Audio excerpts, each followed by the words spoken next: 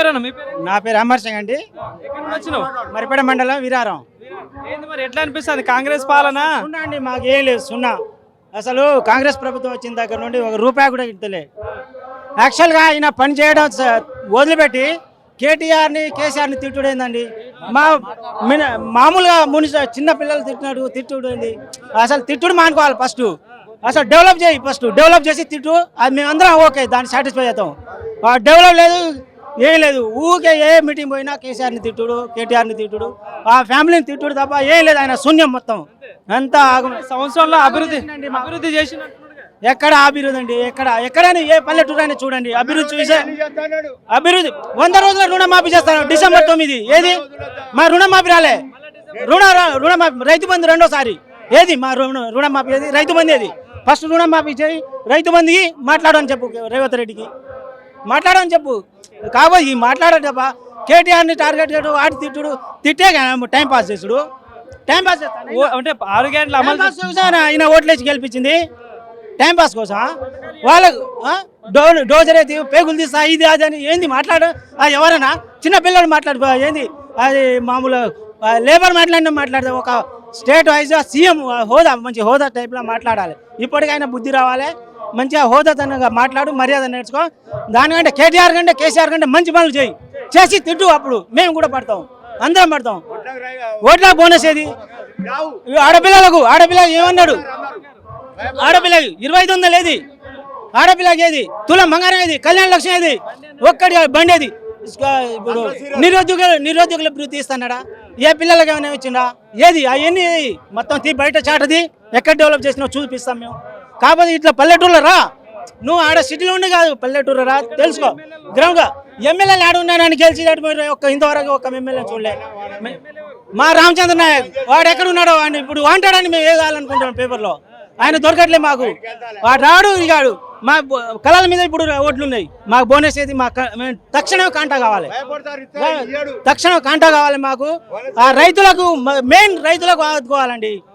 వెంటనే రైతు బంధు రుణమాఫీ వెంటనే చేయకుంటే మాత్రం అసలు పుట్టగతి కూడా ఉండదు రేవంత్ రెడ్డికి. నేను చెప్తున్నా, ఈ 2 గవర్నమెంట్ చూసినావు, రైతులకు ఏ గవర్నమెంట్ న్యాయం జరిగిందంటే ఇప్పుడు మంచో చెడో కానీ ఇప్పుడు మన కేసీఆర్ గారు చేసిండండి. వాడు ఏ బాధపడ్డాడు కానీ రైతులకు మాత్రం ఏ టైంకి ఆదుకున్నాడు. ఇప్పుడు రైతులకు ఆదుకున్నాడే ధోర, వాడే దేవుడు. ఈడెవడండి? రైతు కరోనా టైప్ మాకు బియ్యం ఇచ్చిండు. కరోనా టైప్ ఎంత టైట్ పొజిషన్ ఉన్నా కానీ రైతు బంధు ఇచ్చిండు. రైతుల కోస చూడండి, కళ్ళల దగ్గర వచ్చి చూడండి. రైతు బంధు అది ఎందుకు పోగొట్టినావు? రైతు బంధు వద్దు, ఎవరు చేయని రీతిగా రుణమాఫీ నేను చేసిన అని చెప్పేసి రేవంత్ రెడ్డి చెప్పుకుంటా. లేదండి, 10% కూడా కాలే. వాడు ఫస్ట్ లో ఏమన్నాడు? అందరు రుణమాఫీ చేస్తున్నాడు. ఒక కుటుంబం కలిపి 2 లక్షలు చేస్తున్నాడు. ఆ 2 లక్షలు కూడా చేయాలి కదా. ఒక కుటుంబంలో 2 లక్షలు ఉండాలి కదా. ఆ 2 లక్షలు చేస్తే మీదే రైతు కట్టుకుంటాడు. ఆ 2 లక్షలు కూడా లేదు కదా. ఏది? ఎందుకు బోగస్ మాట్లాడి డెవలప్ అవ్వడం ఏంది? దేనికోసం? అసలు రావద్దు. వాడు ప్రతి కుటుంబానికి 2 లక్షలు ఇస్తా ఉన్నాడు. 2 లక్షలు మాఫీ చేయి. నువ్వు మోగాడైతే 2 లక్షలు మాఫీ చేసి మిగతా రైతు చూసుకుంటాడు. 2 లక్షలు లేదు, ఏం లేదు. వాడు 2 లక్షలు అన్నాడు, బోకస్ అన్నాడు, ఎక్కిండి. ఇక కథం జనాల మొత్తం ఆగం చేసి పట్టేస్తాను లేబర్ ప్రపంచం. మెయిన్ రైతులకు మాత్రం గోస తగ్గుతుంది. ఈ ప్రజాపాలన అంటున్నారు కదా, ప్రజాపాలన అనిపిస్తుంది? ప్రజాపాలన లేదు, గీజపాలన లేదు. ప్రజాపాలన అస్సలు లేదండి. మేము ఏ ఎవరి దగ్గర పోయినా ప్రజాపాలన అస్సలే లేదు. అసలు ప్రజాపాలన అని ఏదో పేరు పెట్టిన కానీ ఏం లేదు అసలు మాకు.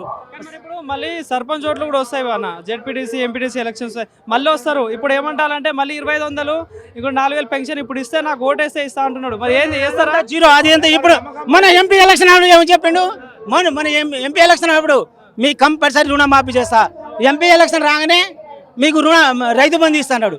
ఏ కింద ఎంపీ ఇప్పుడు ఎంపీని గెలిచిరా అయిపోయిందా?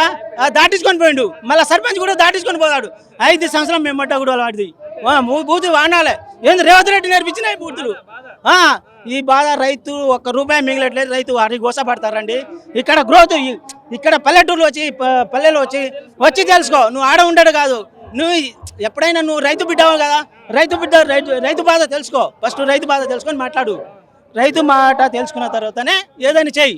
నువ్వు రైతును మంచిగా చూసుకో, ప్రజలను మంచిగా చూసుకున్న తర్వాత కేటీఆర్న కేసీఆర్న తిట్టు.